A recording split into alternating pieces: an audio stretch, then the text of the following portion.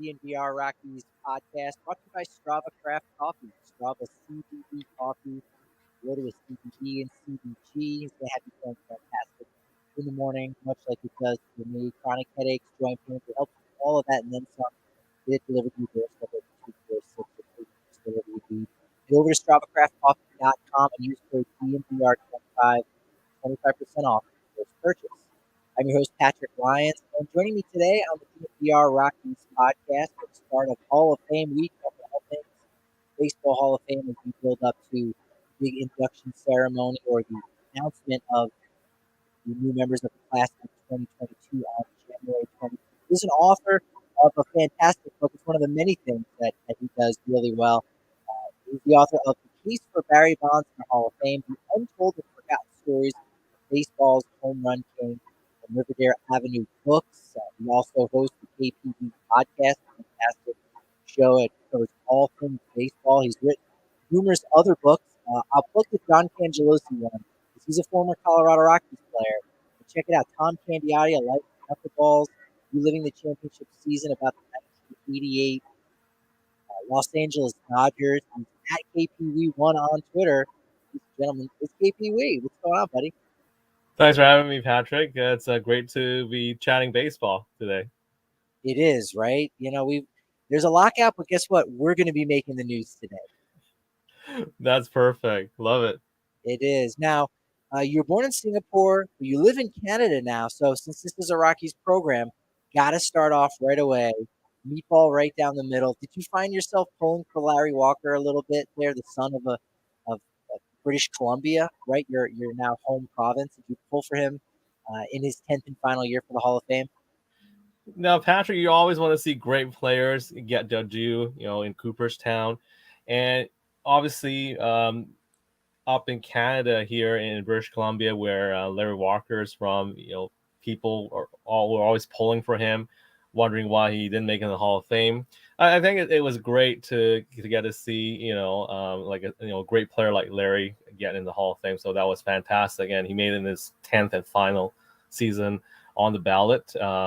Great career, obviously, with the Rockies, and started out with Montreal, and got to play in the World Series with St. Louis near the end of his career. So I think, it was great that to see him get his due and make it in his final year on the ballot. And as a guy in Larry Walker who, besides being great at baseball, loved hockey, much like yourself. You've also written, I didn't talk about all the hockey books that you've written, but you're a hockey and baseball guy. You're a two-sport threat, KP. And you did write a really cool book called Oh So Close, all about, Canada's great teams, where they were so close to winning a championship. And, of course, Larry's 1994 Montreal Expos team, who had the best record in baseball before the 1994 strike, the last time we had a work stoppage. The symmetry is very interesting. The whole team ended up blowing up, so we'll never know what could have been. But, as you said, Larry has quite the legacy up in Canada. Absolutely. In Montreal, like, people think the 94 Expos should have won the World Series. I know you made reference to that book I wrote years ago, but it's cool to think about that, but I think you got to play the games to determine who the champions will be. And I don't necessarily agree with the idea that the 1994 Expos would have won, because you just never know, right? Injuries could have happened, and the other team I've gotten hot. But again, I guess for Walker himself, getting to play in the postseason with the Rockies the following year in '95, right? They made it against the Atlanta Braves. That was an exciting time for Rockies fans, I'm sure. I mean, series could have gone either way between the Rockies and the Atlanta Braves. But it's just a hard thing to do, to win in any sport. So I think great that Walker got a chance to play in the postseason, a few times, with the Rockies, and like I said earlier, later on in his career with the St. Louis Cardinals. So I mean, but if you kind of talk to a lot of players or former players, they feel like, we should have won this year, we should have won that year, we should have, that's kind of what they think about, I'm sure. And whether it was the '94 Expos or the '95 Colorado Rockies or whichever team, even the 2002 San Francisco Giants. Just I think sometimes when you don't get a chance to win, some of those losses stick out. And in the case of a labor stoppage, that was the first year that the expanded playoffs were set to take place, and a lot of teams had legitimate shots at it. So hopefully, the current situation with the labor stoppage would end soon, but you just never know. I got to ask, have you, before we get into our conversation about your book that came out last May, have you gotten a chance to come to America to see Cooperstown and ever go, to the Hall of Fame?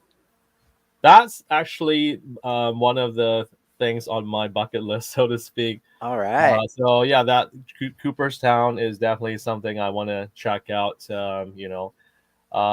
Obviously, at this time is a little bit tricky with what's going on, but yeah, like down the road, definitely it's an amazing place, obviously, and that definitely one of the things I would like to do for sure. Oh, that would definitely be a very exciting thing, an exciting trip to go on. All right, so Barry Bonds, as I mentioned again, the case for Barry Bonds in the Hall of Fame by Riverdale Avenue Books that you published last year.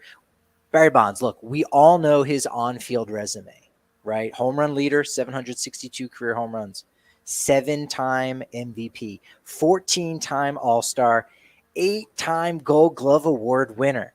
That's not disputable. I think when you look at his resume and you run down that list, you have to think about the perspective of from the youngest generation of fans who are now watching the game and are learning about the history. I think baseball fans are probably the most in touch with the history of the game of all the sports. Basketball fans do a really good job. I think they're very knowledgeable. Same thing with some hockey fans as well. But if you're a young baseball fan, you have to be scratching your head trying to figure out this double standard of how someone like Barry Bonds, who's one of the 10 best players of all time and the greatest left fielder of all time, according to Jaws, and though he played in the PED era, there are others of that generation that were not kept out of the Hall for similar transgressions, regardless of the evidence, but tops among those being the man who reigned over the entire era, Commissioner Bud Selig, who got in immediately once he retired. So that can be a bit confusing probably for some of the younger fans there, how there's somewhat of a double standard. And there's a lot of double standards when it comes to Barry Bonds, as you very well articulate in your book. Absolutely, you touched on that perfectly, Patrick. It is a bit of a double standard if you think about it, and it would be kind of foolish to think that there's nobody in the Hall of Fame right now who took PEDs, or if I say properly, it's kind of foolish to think that there's nobody like completely clean in the Hall of Fame, and it goes back to if you listened to, or if you watched Ken Burns' baseball documentary, The 10th Inning, Washington Post columnist Tom Boswell said on camera that he once saw a player who's now in the Hall of Fame drink something in a clubhouse, which the player called a Jose Canseco milkshake, quote unquote.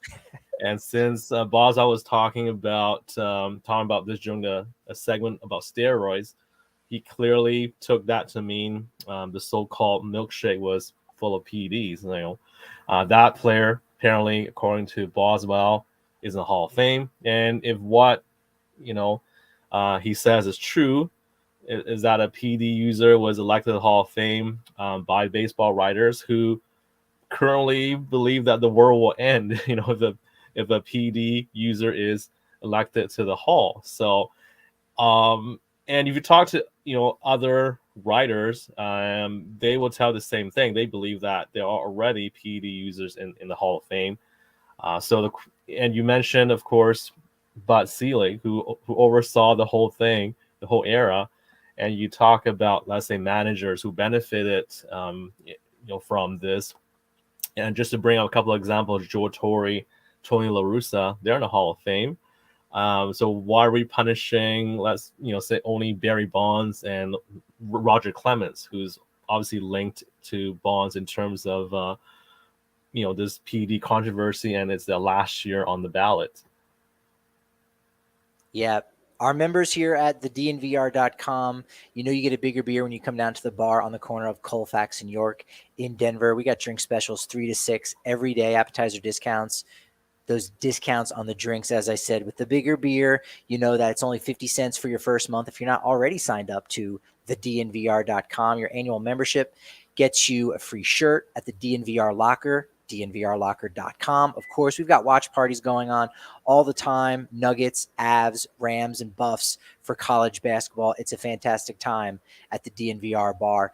Breckenridge Brewery is what's on tap on the corner of Colfax and York. So we're talking Avalanche Ale, Strawberry Sky, Vanilla Porter. Cool thing that they are doing with Breckenridge Brewery is they are donating a large part of their profits to the National Parks Conservation Association this year to help prevent those forest fires. They're also got the 15-can samplers of the Breckenridge Brewery's Good Company Hard Seltzer, an easy choice for a great company. And yeah, now that the holidays are over, guess what? You want to turn over a new leaf? Yet you're still a little bit beat up, you're still a little bit tired. So Lightshade, Colorado's premier dispensary, has the solution, and it's Wana. So no matter when you take them, Wana Optimal's Fast Asleep gummies will leave you feeling rested and refreshed in the morning. That over-the-counter stuff is going to knock you out with powerful drugs that leave you in a fog, and you don't want that. So Wana's carefully calibrated formula contains 10 milligrams of CBD, just a hint of THC that will get the eyelids feeling heavy in 5 to 15 minutes. And in 0 minutes, you can order Wana Optimal's Fast Asleep gummies at lightshade.com and get 25% off with the code DNVR. Use code DNVR at any of Lightshade's 10 Denver metro areas.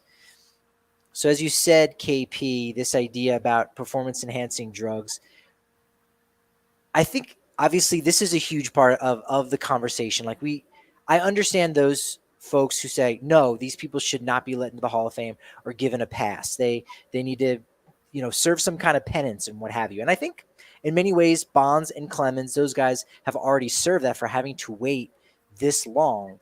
But what we're trying to do here is to show more of the conversation and more of things that are behind the scenes. The fact that, again, with Commissioner Seelig being in, we know sports is a business. That's irrefutable, right? And PEDs were great for business in the 90s and early 2000s. The millionaires, the ball players, yes, we know that they benefited. But the billionaires who ran the teams in the league, they benefited even more. That's why it was allowed. Yes, we know it was illegal, but it was allowed within the game. Babe Ruth, he drank alcohol during Prohibition, which was illegal outside of baseball, but inside, who cares? Hank Aaron admitted to using greenies, right? And there's a double standard, and we're getting into breaking it down, and as you said, Bonds and Clemens, they are linked forever. So a lot of the things that we say about Bonds, in many ways, they probably can be said about Clemens too, to a certain degree. Absolutely. And Patrick, you mentioned Babe Ruth. Even Babe Ruth has ties to steroids. Reportedly, he injected himself with a substance drawn out of sheep's testicles. If you believe that, that was reported back then. And even steroids, that's not a recent problem, because Tom House, who played in the 70s, and he was a longtime pitching coach for the Texas Rangers, he admitted to using steroids and claimed that the use of steroids was widespread during that time in the 70s, right? You mentioned amphetamines. Amphetamine use started in the 1940s, from what I understand. It was widespread, in the 50s, 60s, 70s. So it is a bit of a double standard. And you think about not just performance-enhancing drugs, but even like Whitey Ford, the Yankees Hall of Fame pitcher. He did something to the baseballs. He cut it with his wedding ring. Put stuff on the baseball to make it move, and Gaylord Perry, a more recent example. So I think doesn't matter what era it is. Um, in the generations before Barry Bonds, before Roger Clemens, players tried to get an edge on their opponents, and that's been the case ever since the start of the history of baseball.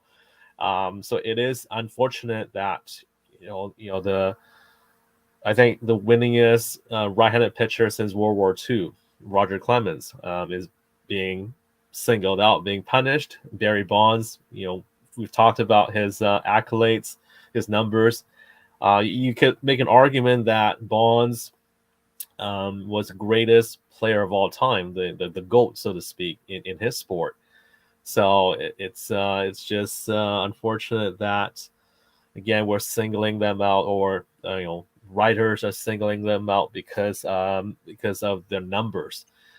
And you hear the argument that of course they're gonna get singled out is because they're breaking records or setting records and stuff like that.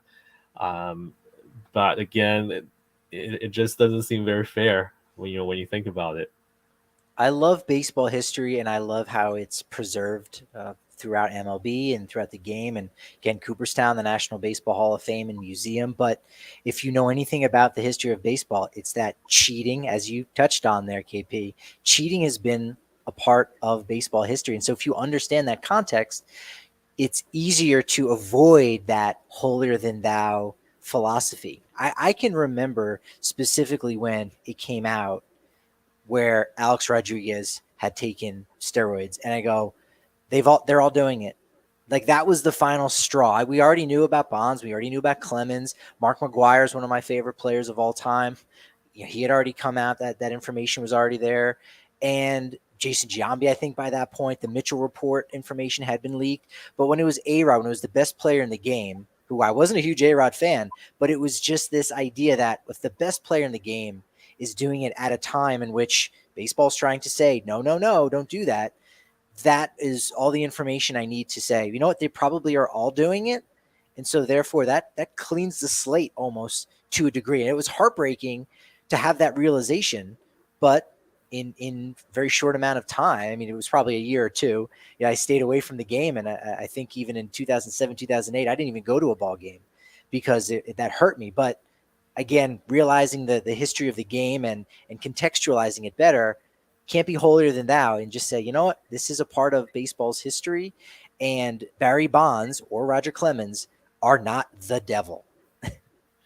Right. Yeah, and it's unfortunate that fans like yourself were kind of turned off by this whole thing, that this whole scandal, or this whole era, if you will. But as you put it at the beginning, it is a business and it is entertainment. We want, as fans, we want to see players hit the long ball, right? ESPN or whatever network isn't going to show a bunt, right? We all loved to see balls flying out of the ballpark, and home runs, strikeouts for pitchers, those were more, I guess, sexy, if you will. Right.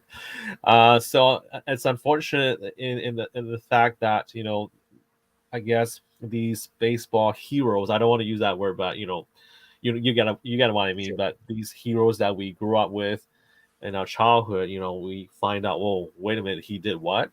Again, I guess the thing is, we shouldn't put athletes or anybody on a pedestal.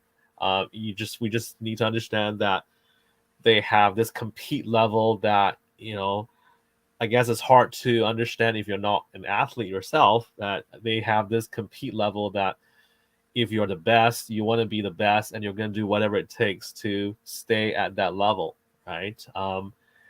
And the thing is, with the Hall of Fame specifically, I think that I speak for a lot of people when I say that the Hall of Fame is a museum, is not a shrine, right? We have racists in the Hall of Fame. We have abusers in the Hall of Fame. Is not a place for saints. It's not a play. It's not a shrine. It is a piece of, in this case, baseball history, and it is a museum. it's players that put up the numbers and they were the best of their era or even the best of all time in the case of among the best of all time in the case of Bonds and Clemens.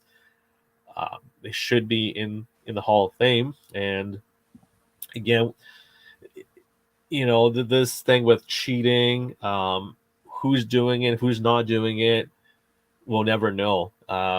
We can't assume that certain players didn't do it, or we on the other hand we can't just say everybody cheated. Maybe Jose Canseco was right when he said, I don't know what percentage he used, but more than half of the players were on something back then. I mean that's what the game was, and you alluded to earlier. It's just that the billionaire owners saw a great thing happening. They were making a lot of money, so within the context of the sport, it was not cheating. Everybody, well, not everybody, but a lot of players are on the same playing field, so to speak, because certain you look at the Mitchell report. Right? There were a lot of pitchers who were using PEDs, a lot of hitters, and the Mitchell report didn't even cover all of baseball. It was there were select teams that I guess were busted, or certain players were busted, but not it didn't cover everybody. It was just maybe unfortunate that only certain players were singled out in that. It's just again, I think it's important to understand why do we like to watch baseball. Well, it's because it's entertainment. We want to see the greatest athletes perform at their best. Maybe they use whatever, but that's been, that has been the case from the start of baseball history. Athletes want to have that edge, and they do whatever it takes to win or to hit that home run or to get that hit. Yeah, look no further than the Houston Astros, because all those people are, other than Carlos Beltran, who's been the one left on the outside, but they're all still in baseball. They're still doing their thing in various places. So if as crazy as that may have all been, and it was, we can understand the history of baseball and how that works. And so you did a good job of acknowledging, great job of acknowledging Bonds' transgressions and the acknowledgments of your book, The Case for Barry Bonds in the Hall of Fame, the untold and forgotten stories of baseball's home run king. But what you do and what you state as your goal is just to inform voters on Bonds, since this is his last go around, like it was for Larry Walker. And we had a gentleman here in our region, Manny Randau, who was a guest previously on the DNVR Rockies podcast, where he helped make that push for Larry Walker. And so, you talk about the double standard, and you talk about, voters really giving him a fair shot. Like when it comes to the conversation about his postseason play, my take on postseason play is, even if, you're not as good as you were in the regular season, which was the case a little bit for Bonds, that shouldn't be counted against a player. I think great postseason play should benefit a player, but it just shouldn't penalize a player. Absolutely, Patrick. And the thing, of course, is people like to bring up the fact that he couldn't throw out Sid Bream in 1992 NLCS, or he couldn't get to the ball in the World Series in 2002 in Game 6 against the Angels. Great players have quote unquote melted down in the playoffs. It's just that in that era in baseball, not that many teams make the postseason. And I actually did a little research on this for the book, but I think if I got it correctly, in the first 14 seasons for Bonds in San Francisco, the Giants were either first or second like 10 times, which is incredible if you think about it, right? So being first or second in the division, like 10 out of the first 14 years or whatever it was. But again, in those days, if you're in second place, you didn't make the playoffs if you weren't the wild card team. And back in those days, there was either no wild card or just one wild card participants. So the context is important in the sense that during that time period, it was difficult to make the playoffs, and even the greatest players had difficult times when postseason play comes, and you shouldn't penalize them. And I touched on it in the book, but Jeff Bagwell, um, Craig Biggio, right? They had multiple playoff failures in back-to-back-to-back years.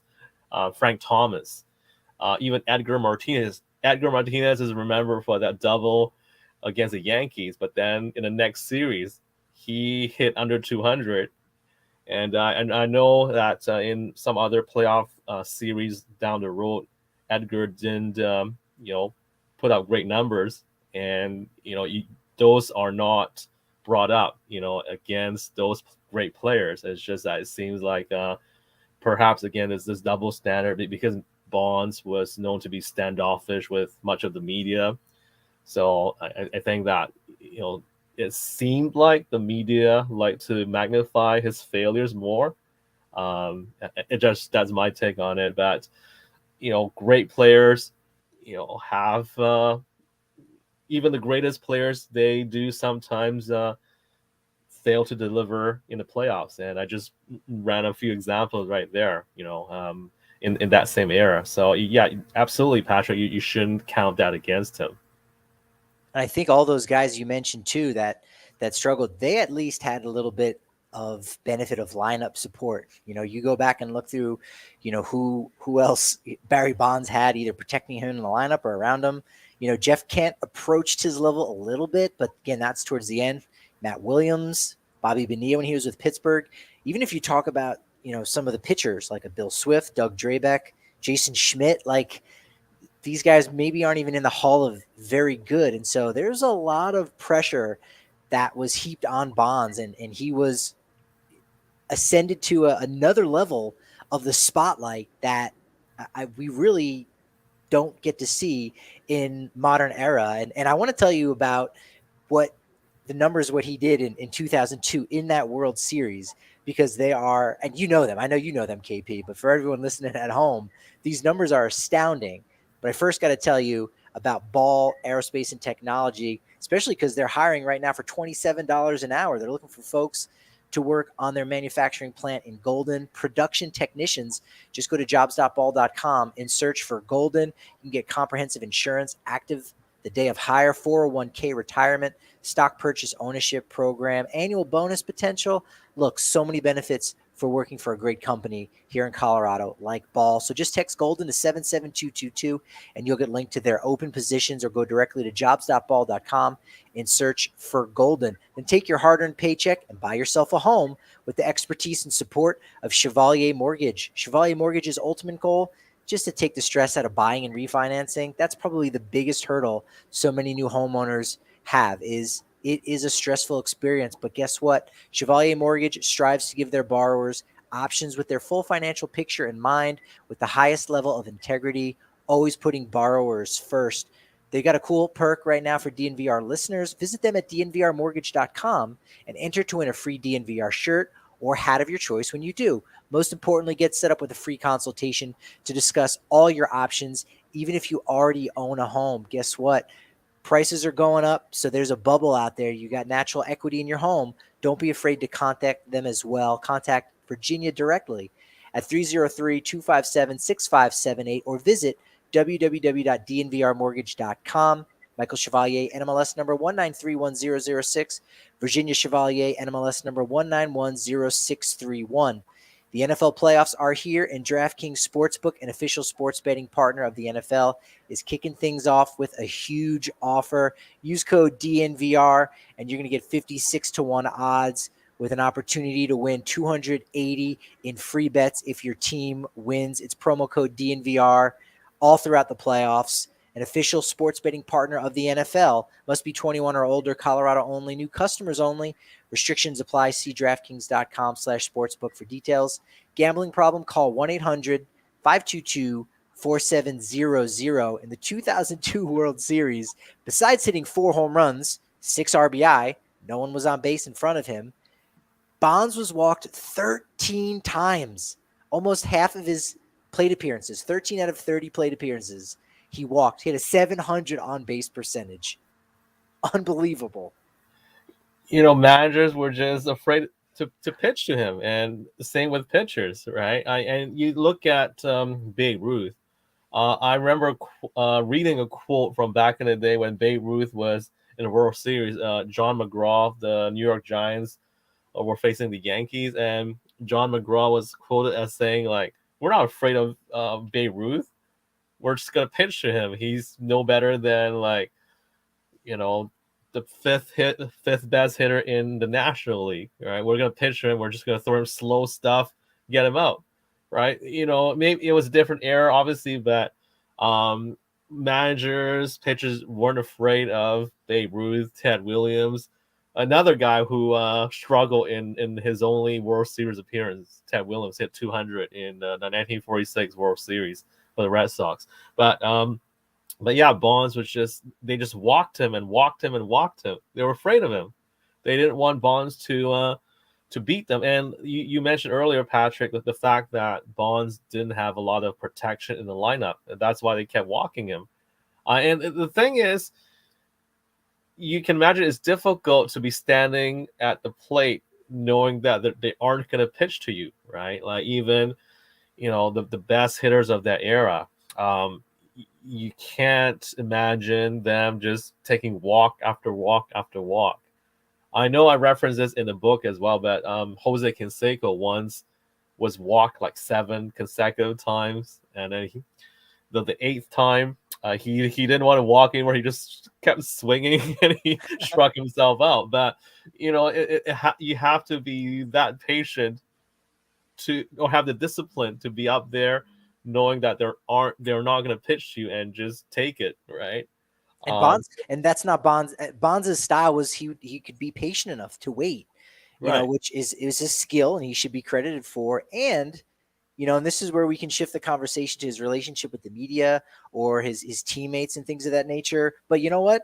Him walking is saying, all right, the next guy on deck, I feel more comfortable taking the free base and saying, hey, whether it's Kent, whether it was someone like who had a breakout year in Rich Aurelia, hey, you're up behind me, so I'm gonna give you a shot. I don't need to do everything. I'm gonna give you that opportunity because I think we have a better chance to win if I'm not, making an out. 70% of the time, I'll take the walk. The on base percentage is a key figure. So, you mentioned in the book about the tumultuous relationship with the media, and I think people would maybe be a little surprised to know where that originated from, and it happened to do really long before Barry Bonds was even drafted and was a professional baseball player. Right. As the story goes, Bobby Bonds, Barry's father, Bobby Bonds was a superstar in his own right, and the media wasn't kind to him, and Barry was a young kid, and he saw this in the clubhouse because he was brought into the Giants clubhouse when Bobby Bonds was a player, and Barry apparently learned from Bobby Bonds and learned from Willie Mays, his godfather, that being the best player in the game matters. Understanding the game matters, but you're not gonna help yourself if you're nice to the media, or if you're nice to the reporters that want to write trash about you, right? So unfortunately, he learned that, as the story goes, he learned that from a young age from his father and from the great Willie Mays, who wasn't known to be kind to the media either. But that's how it started. And I've listened to an interview that Barry Bonds did on a podcast somewhere, where he explained he was not like an outgoing person. Like, he kind of made an analogy of computer nerd or a computer person who just wants to do his job, doesn't want to talk to other people, kind of like an introvert, if you will, right? Yes. So for him, the way he explained it, for him, it was like playing baseball was a kind of a performance. It was like entertaining the fans, and he didn't want to do anything that was going to distract him from playing the game, like giving his best performance on the field. And the way he talked about it is like concentrating for 3 hours or 4 hours during the game, and he didn't want to be distracted by reporters or anybody, wanting something from him, because the way he saw it, his job description was to entertain on the field, and that's kind of what he wanted to be judged on based on how he did on the field. And again, athletes aren't not all athletes are like that, but but they're not unique in a sense that there are other superstars who kind of were similar in that sense, but maybe we don't get to hear about it. Like I know a great example about the 1988 Dodgers. Kirk Gibson, right? Apparently, he was similar in a way that when it was game day, if he didn't want to talk to the media, he would just tell the reporters to go away because he had a job to do, and that was to help the Dodgers win that night.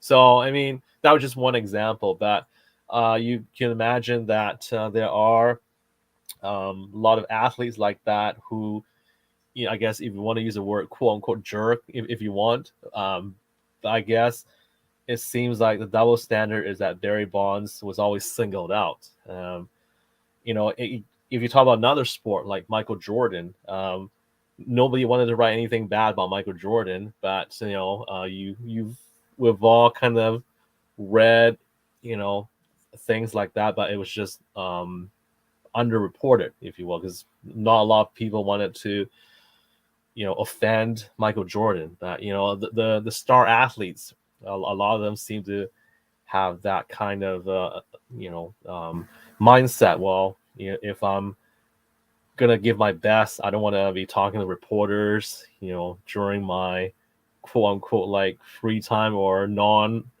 on the court time or off the field time. So again, it's just that unfortunately, in the case of Barry Bonds, that seemed to be very much well publicized. Like, he didn't get along with the media. He was standoffish, or the fact that he had like 4 or 5 lockers in the Giants clubhouse. And again, there are other players, or there have been other players who were like that, but you don't hear about it because, it was Barry Bonds that is a big name that's doing that. So it gets talked about. The example I wrote in the book was, one example was like Brett Boone in Seattle. He apparently had the same deal. He had like 3 lockers or whatever the case is, but you don't really hear about it because, Brett Boone is not Barry Bonds. So. Yeah, I love that you mentioned that with the extra lockers, because I think a lot of fans might be surprised to know that this is kind of common practice. Now, maybe not 4 or 5 exactly, but here in Colorado, Arenado, Ian Desmond, Daniel Murphy, Trevor Story, they all had a second locker. They all had one, no nameplate on it. It was just extra equipment. They would typically be all next to each other, so they had a locker on each side of them. Only one of them was theirs, but you get the idea that, hey, they had extra space to them. And so it's commonplace, a lot more so, but you're right. It was just focused in on Bonds. And, I might be coming off as like a huge Bonds guy. I'm not. But what I am is one that's in favor of seeing the whole picture and getting evidence and getting to the truth of what's real. And I also don't have a problem with him being in the Hall of Fame in the first place. This is for anyone that might not understand the whole story. As you said, with Michael Jordan, we got to see that firsthand, right at the beginning of the pandemic in 2020 with The Last Dance, that great documentary on Jordan, and how, there was a lot more going on behind the scenes, I think, than people realize. And whereas with Bonds, people would publicize that.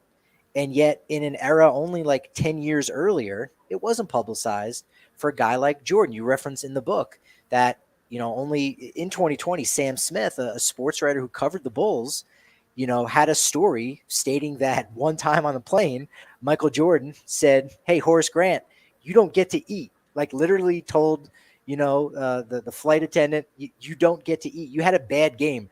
Don't feed him. But it didn't get reported because, as the players would say, you can't say that about Michael Jordan, but you could about Barry Bonds. And whether we like it or not, I think that impacts some voters, and I think that impacts some fans when they think, Barry Bonds, they just shoo him to the side and say, nope, leave him out. There's more to this than meets the eye.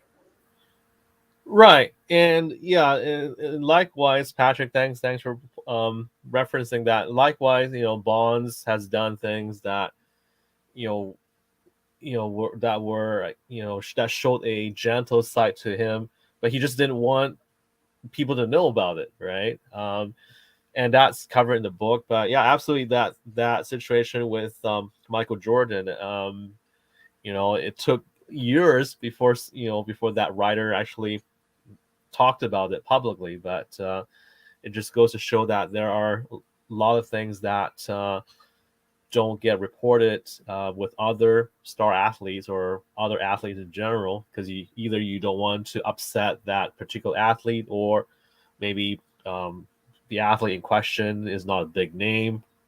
So, but it seems like with Bonds, it just we hear more of the negative things than the positive things that he's done.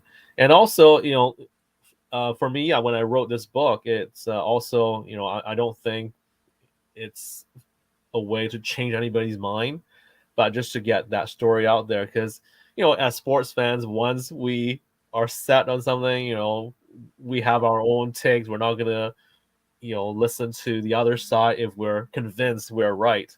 So I don't have any, I don't I don't have a goal of like changing people's minds, but I just want to get those stories out there, and just kind of show both sides of it, or show the other side that is not, um, not told as much, or is forgotten. Yeah, and and I was not a Giants fan, right? Was not a Pirates fan, but it's just as a Boston Red reader. Sox fan. That's right. That's right. And you alluded to earlier, Patrick, whether it was Doug Drabag or Bill Swift or Jason Schmidt, John Burkett, those guys maybe had one or two great years. But the Pirates or the Giants, the second half of Bonds' career, they never had, that kind of outstanding pitching that you later saw with the Giants teams of like the 2010s, right? They won 3 World Series titles in that decade. So it's just, I guess the good thing for San Francisco Giants fans is, even though they didn't win a championship during that whole era with Bonds, at least they got to see one of the greatest players of all time patrol that field for them, for that time period. Yeah, too bad Tim Lincecum was only about 15 years old in 2002. Otherwise, maybe that rotation would have gone a little bit further. But as you talk about here, and this dovetails nicely to the kind of the final piece of the untold story of Barry Bonds, is the relationship he had with teammates. And again, being an introverted player, that rubbed some of his teammates the wrong way. But not everyone felt like, it was 1 against 24, as was reported on. You go back and you look and you see his 700th home run, and he steps on home plate, and his teammates were not there to greet him at home plate. And you would think, well, obviously that is very indicative of how all of his teammates felt. But you spoke to some of his teammates who didn't feel that way, who wanted to be out there for him and wanted to support him, and even apologized for it afterwards, because look, they were maybe outnumbered, or look, they didn't have the seniority to say, hey, this is our teammate. Like he's a part of our club. We're just going to let him, go out there and not celebrate him. There were players that had a good relationship with him. And you touch on that in the book. Right. Yeah. And Dustin Moore was a fourth outfielder. I believe it was a 2004 Giants team. He was there for 1 year, and I had a lengthy conversation with Dustin Moore. Again, not an all-star, not a household name, let's say, but a fourth outfielder. And Bonds took the time to help Dustin Moore out and took him down for extra hitting one time because Dustin was struggling, and Dustin Moore didn't ask Barry Bonds to help him. Bonds just offered and just took him down to the batting cage and did some extra hitting. And Moore was one of the guys that wanted to go out there at home plate to greet Bonds for this 700 home run, but he was told specifically by some of the players who had seniority on that team, like, you better not go out there. That kind of stuff happens. But if you looked at, maybe it was the 70th home run, or the 71st home run, the one that broke the single season all time home run record. So some of those other milestones, his teammates ran out to high five him, greet him. So it was perhaps, again, some members of the media trying to cherry pick one incident when nobody came out to greet him. But there were other, important home runs, or, those milestone record breaking home runs where his teammates did come out and congratulate him. So yeah, it's just, and we can all, find those on YouTube, those clips. It's just, again, just unfortunate, but it happens, in every walk of life, right? It was, whether it was, let's say, somebody saying hi to Barry Bonds, a teammate saying hi to Barry Bonds, and he maybe didn't acknowledge the teammate one day, but that happens in all walks of life. Yeah. I would say hi to the coworker, he or she just ignores me for whatever reason. Okay, life goes on. I mean, it's just, again, we, as sports fans, we tend to treat athletes as heroes or put them on a pedestal, whereas they're just humans like you and me. Could be having a bad day, or could be moody one day. Just don't want to talk to people that day. It's, just don't take it personally, I guess. But that happens in the clubhouse as well, in the locker room, right? If there are 25 players, you're not going to get along every day. Not everybody's going to be friends, but they all have to kind of pull for each other to do well. So if, let's say, some teammates wanted him to fail, then that affects the team. So yeah, I agree. It wasn't the case of 1 versus 24, like some writers pointed out. It wasn't like that. No. And that ties in really nicely with an incident that happened with Jeff Kent, where, okay, they got into it a little bit, but why they got into it wasn't like widely reported. And yet it involves a party that's currently a National League manager right now in the game. And that's Bond standing up for another teammate. That's why he and Jeff Kent got into their little scrap. Yeah, that's right. What's forgotten or underreported was the fact that Bonds was supporting David Bell, their third baseman, and Kent was apparently yelling at David Bell because of, I guess, a mistake that Bell had made on the field, and Bonds was sticking up for David Bell, like like don't get into David Bell's face, right? Or yeah. And Kent didn't like that, and another guy who who gets the benefit of the doubt, in the sense that he and Bonds were very much alike. Kent was also moody and made some offensive comments to reporters that was published in the papers, but nobody remembers or talks about it, right? Kent, I guess it was a motorcycle incident that he had. Too, yes. That he gets a pass for an indiscretion that an African American ball player, that is probably going to get raked over the coals unfairly. Yeah, and there was another incident where Kent didn't acknowledge another teammate when they ran to each other at a daycare for their kids. That was reported by a writer in San Francisco, but that gets glossed over. It's just sure, like Bonds was surly, was not friendly to the media, but there are other players like the other teammates like that. It's just Yeah. we just only get to hear about this with Bonds and less with other, I guess, less talented members of that team. It's, I guess, because Barry Bonds is Barry Bonds, because people wanted to pick on him because he was a superstar.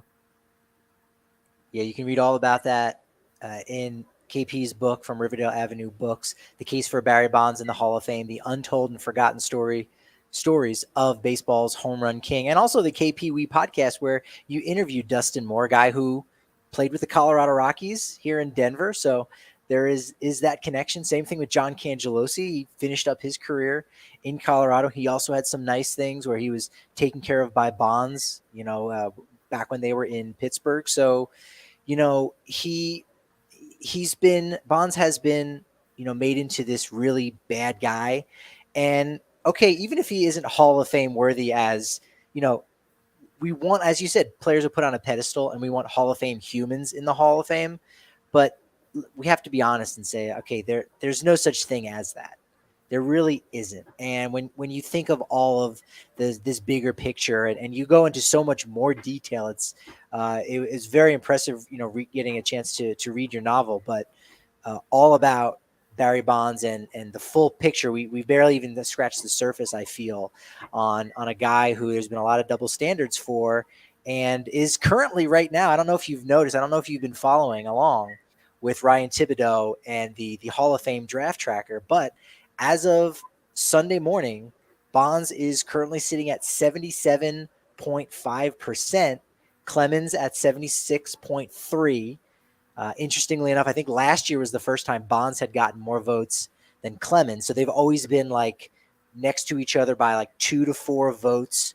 And so Clemens was dropped off of John Heyman's ballot, as well as Christina Carl's ballot, the founder of Baseball Prospectus. And so right now, as it stands, he's got the votes to get in. We know the private ballots that haven't gone out yet usually are a little bit more conservative. And so it'll be close. KP, what do you think? Is Bonds going to get in this year? Well, Patrick, if you read what others have written about this Hall of Fame tracker, yeah, the writers who are more conservative, yeah, like those are the guys that, or those are the writers that typically didn't vote for Bonds or Clemens. So if you believe those articles that are out there now, it seems like both Bonds and Clemens will fall short. But again, it would be a shame. But I guess if you believe that the Hall of Fame is a museum and not a shrine, and that the best players should get in, then you should keep your fingers crossed. Have you thought about, if he doesn't get in this year, if I don't know if it's 2022. I forget what the first year is that he's going to be eligible. It could be uh, next year. So at the end of this year, he's on the Today's Era committee. I'm not sure when he's first eligible for that, but could you see him getting in his first time on one of these veteran committees? Like, do you think his peers are going to want to vote him in and ultimately want to hang out with him? Because that's an element that doesn't really get discussed about these veterans committees is, hey, if we vote this guy in, now we got to hang around with them. Do we want that? Well, yeah, that's a great point. Now, I guess you have to kind of think about who's going to be on the committee, because, in recent years we've seen, people get elected by these veteran committees, and it seemed like there was, you know, a big supporter there to kind of sway the votes or sway the voting members of the committee. So Yeah. Yeah, Harold and Baines, we're talking about you, buddy. not to get into that too much. It's just, I guess you hope that you know that whether it's Bonds or Clemens, both of them, you hope that they get their due, that their recognition, and what, 7 MVP awards for Bonds, 7 Cy Youngs for Clemens. You got to have them in the hall in Cooperstown. So when I get to go and visit Cooperstown, I hope to see their plaques in there. But yeah, if it goes down to the Veterans Committee, hopefully that they have strong support. And again, I think if you listen to current players, right, current players, they don't have a problem with putting Bonds in or Clemens in, because for players today, they know that hitting a baseball that far, or throwing 90 plus 100 plus mile per hour pitches, that's not easy. The current players know that. If it were up to the current players, those two would be in for sure. But we'll just have to see what these veteran committees do, in the event that Bonds and Clemens do not get in on this 10th and final year on the ballot. KP, I think we sold a couple books today. I'm hoping so. I'm hoping that was a small part of the goal for today's show and interview and conversation. So feel free to take an opportunity to go ahead and plug away anything you would like for people to check out for all things KPW. Where should they be looking? Well, thanks, Patrick. Amazon would be the place to find my books, and this one about Barry Bonds, that as you mentioned, came out last year. So if you're a baseball fan, I think that you should check it out. I wrote a book about the 1988 Dodgers, one of the Rockies, rivals in the National League West. That book's out there as well. John Cangelosi, his biography, a former Rocky, for I guess half a season in his last year in the big leagues. And Amazon.com is where you can find those books, or your favorite online retail bookstore. Yeah, so thanks for supporting me, and yeah, it's great to chat baseball any time of the year, any day of the week, Patrick. Especially in the off season when we don't have the news and during a lockout. I'll leave a link in this podcast description too, so you can head on over to Amazon, pick up a copy for you or a friend, all about the untold story about Barry Bonds' case as one of baseball's greatest Hall of Famers, if not the, or rather greatest home run hitters of all time. So you can follow KP at KPWee. Make sure you're following his podcast as well. I'm at Patrick D. Lyons. You can follow us for all Rockies and baseball content at DNVR_Rockies on Twitter. And, well, for DNVR Sports, you know what they say? Momentum, it's only as good as tomorrow's podcast. So I'll talk to you then.